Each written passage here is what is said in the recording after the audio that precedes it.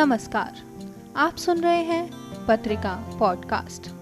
अब तक आपने सुना शिक्षा का उद्देश्य कि जो अदृश्य है वो दृश्य से भी ज़्यादा महत्वपूर्ण है।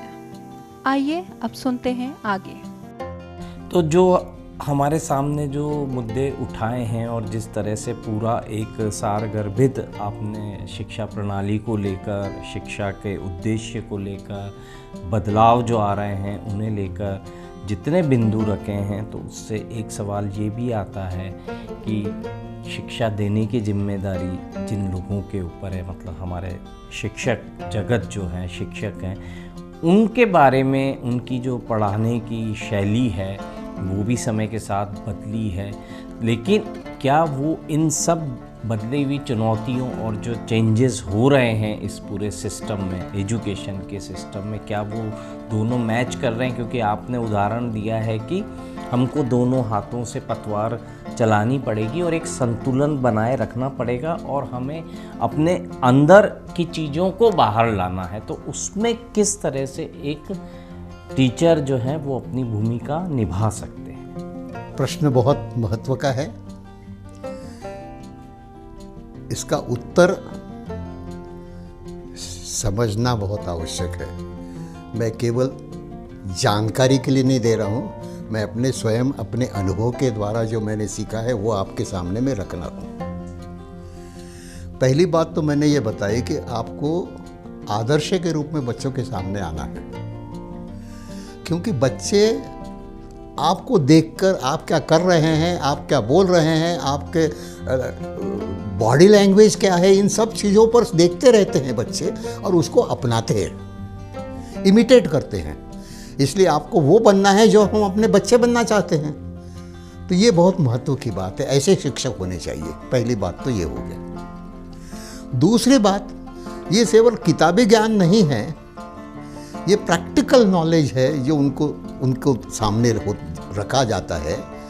तो इसके माने यह है कि जो अभी तक जो हम करते आ रहे साधारणतः किताबी नॉलेज के लिए, परीक्षा के लिए वगैरह, वो तो उस दृष्टि से तो करना ही है, लेकिन कुछ एडिशनल पॉइंट्स जो होते हैं वो उसमें ऐड करने पड़ेंगे।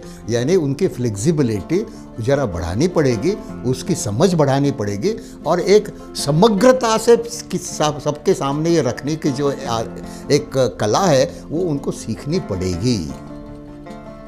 अब क्या होता है, जब हम समग्रता की बात करते हैं, इस प्रकार से करते हैं, तो ये एटीट्यूड की बात होती है, विचारधारा की बात है, आपके दृष्टिकोण की बात है। एक समय आएगा जब आप अपना दृष्टिकोण बदल देंगे, विचारधारा बदलेंगे, तो आप देखेंगे जैसे दृष्टि बदलेगी वैसे सृष्टि भी बदल जाएगी आपकी। लेकिन ये करना पड़ेगा। दूसरी बात है कि शिक्षक के अंदर वो जिसको हम पैशन कहते हैं, जिसको हम डेडिकेशन कहते हैं, एक अपने को ढाल देना और पूरा उस पर समर्पण से कार्य करना जो है, ये धीरे धीरे जहाँ मटेरियलिज्म आगे बढ़ गया वहाँ ये बात जो है धीरे धीरे पीछे हो गई है। तो हमको ऐसे शिक्षक मिलना बहुत आसान नहीं है, लेकिन करना तो है। ये सही बात है जो एजुकेशन पॉलिसी में कही गई है और वो हमको करना ही है। तो इसलिए उस दृष्टि से शिक्षक का भी जो एजुकेशन है, टीचर एजुकेशन जिसको हम कहते हैं, वो बदलने की बहुत आवश्यकता है। और गुरु के 3 बातें जो है, जो ग्रीक फिलॉसफी में भी ये कही जाती थी, कि वो ये है कि आप सिर्फ इंफॉर्मेशन नहीं दे रहे हैं, you are a guide, you are a philosopher. मतलब यह है कि वो उनका एक दायरा शिक्षक का, गुरु का बहुत बड़ा माना जाता था। कोई जीवन शैली है उनको सीखनी है और वो जीवन शैली बच्चों तक पहुंचानी है, ये उनका जीवन का ध्येय माना जाता था। इसलिए फ्रेंड, गाइड, फिलॉसफर, ये 3 शब्द जो है ग्रीक फिलॉसफी में बताए गए थे, वो हमको करने पड़ेंगे। गुरु के स्तर चाहिए। अब देखिए, गुरु का स्तर मैं कहता हूँ तो इस तरह डेलिकेट बात आ जाती है। यदि किसी विद्यालय में जब संसाधन कम हो जाते हैं ना, तो सबसे पहला प्रहार शिक्षक के सैलरी पर बनता है। यदि सैलरी कम होगी, वो उसके लिए जो है तकलीफ होती है, झगड़ना पड़ता है, तो फिर ये आदर्श जिसके बारे में हम बात कर रहे हैं ये नहीं हो सकती है। मुझे याद आता है यही बात हमारे कॉन्स्टिट्यूशन के बारे में अम्बेडकर जी ने कही थी। बाबा साहब ने ये कहा था कि कितना भी अच्छा कॉन्स्टिट्यूशन हम बनाएं, जो लोग इसको चलाने वाले हैं वो अच्छे ना हो तो उसका क्या फ़ायदा। मैं सिर्फ आशा कर सकता हूँ और मैं चाहता हूँ कि ये मिले, इस प्रकार से कार्य हो, तनख्वाह भी जो है वो ऐसी हो कि कम से कम जो है उस लायक हो जो काम उनको हमने सौंप रखा है। जैसे आजकल एजुकेशन मल्टीटास्किंग हो गई है और स्कूली स्तर पे ही बच्चों के ऊपर ये दबाव आ जाता है कि हम ये मानते हैं कि बच्चे को पढ़ाई ही नहीं करनी है, पढ़ाई के साथ उसे एक समय पर कोचिंग भी करनी है, एक समय में उसको अन्य क्षेत्रों में भी अपने आप को योग्य बनाना, स्किल्स हैं जो उसको पढ़ाई के दौरान ही सब कुछ अर्जित करना है।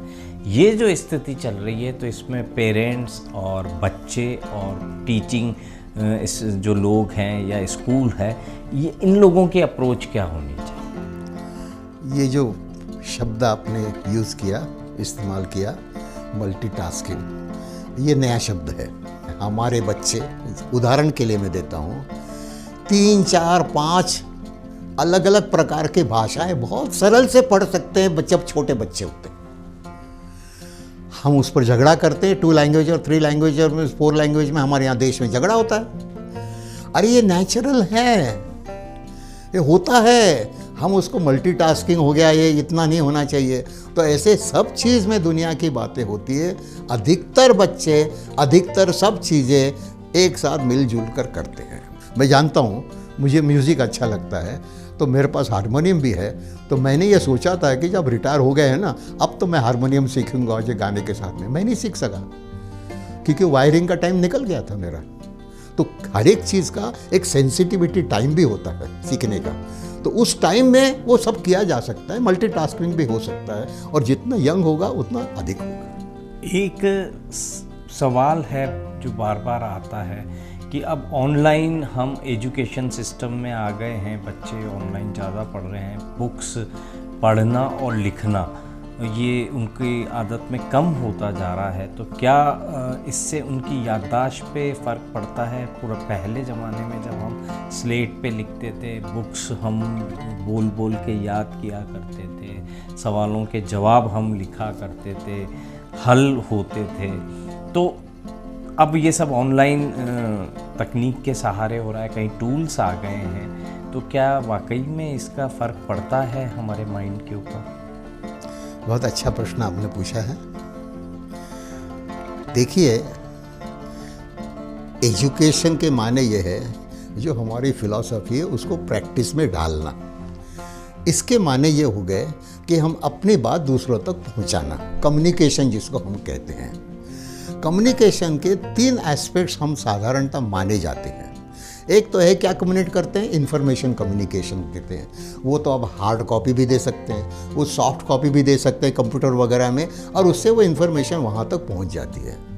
कम्युनिकेशन का दूसरा स्तर आता है इंफॉर्मेशन के साथ में, हम कहते हैं कि इंस्ट्रक्शन, कैसे करना, क्या करना, मतलब थोड़ा डिटेल में जाने की बात है। ये भी कुछ हद तक हम कंप्यूटर के द्वारा, सॉफ्ट कॉपी के द्वारा ये सब हम बता सकते हैं, हार्ड कॉपी के तो बता सकते हैं। और या तो शायद कभी कभी बोलना हो तो डायरेक्टली बोल सकते हैं, टेलीफोन पे, मोबाइल पे, ये वगैरह। लेकिन अधिकतर वो डायरेक्टली उस व्यक्ति तक पहुंचाया जा सकता है। डायग्राम दे दिया आपने, क्लिप दे दी, कोई बता दी जिससे कि कैसे कार्य होता है, इसलिए वो इंस्ट्रक्शन उस आदमी तक पहुंच गई। लेकिन तीसरी बात कम्युनिकेशन की जो होती है, जो बहुत महत्व की है, जो हमको अपने अंदर के प्रतिभा को बाहर निकालने की जो मैंने आपको बात की है, वो है इंस्पिरेशन। Information, instruction, inspiration. तो वो इंस्पिरेशन जो है उसके लिए 1-to-1 कांटेक्ट बहुत ज़रूरी है। जो हमारे देश में हज़ारों वर्षों से चली हुई गुरु शिष्य परंपरा इसी पर आधारित थी। बाहर का ज्ञान आप किताब से ले सकते हैं, गूगल से ले सकते हैं, सब जगह से ले सकते हैं, लेकिन वो ज्ञान जो है प्रैक्टिकल, जो हम शिक्षक को, माता पिता को देखते हुए, उनके साथ काम करते हुए, उनको देखते हुए, उसमें एक साथ मिलते हुए काम करते हैं, वो यहाँ नहीं हो सकता है ऑनलाइन। तो इसलिए जब ये ऑनलाइन का निकला 2 साल पहले पैंडेमिक के साथ में, ये बड़ी दिक्कत हो गई थी। बल्कि कितने लोग भाषण देना शुरू कर रहे थे ऑनलाइन पे, मैंने देखा है अलग अलग, क्योंकि उनको तो बहुत आसान हो गया कि आपको यहाँ रीड करना है, पढ़ना है या बोलना है और हो गया। लेकिन ऐसा नहीं है, यहाँ तो हमको बच्चों को इन्वॉल्व करना है, इंस्पायर करना है। मेरी बॉडी लैंग्वेज तो है ही, मेरे वर्ड्स भी है, ये सब चीज़ें मैटर करते हैं बच्चों के लिए। ये गुरु शिष्य परंपरा इसका एक बहुत महत्व की बात थी। दूर से इस प्रकार से दूरदर्शन से ये शिक्षा सही हो नहीं सकती थी। ये बहुत बड़ा चैलेंज हमारे सामने हुआ था। मैं पर्सनल लेवल पे आपको ये बात बताना चाहता हूँ कि मुझे भी है, क्योंकि मैं सैकड़ों शिक्षक और सैकड़ों के हज़ारों शिक्षकों को मैंने ट्रेनिंग दी हुई है अपने जीवन में। तो मैंने ये देखा कि जब ये पैंडेमिक्स आ गया तो ये चैलेंज सामने आ गया। इसके लिए मैंने कुछ अपने दृष्टि से होना था वो एक रिसर्च किया। मेरे ख्याल से कुछ हद तक मैं उसको सक्सेसफुल भी, यशस्वी हुआ हूँ।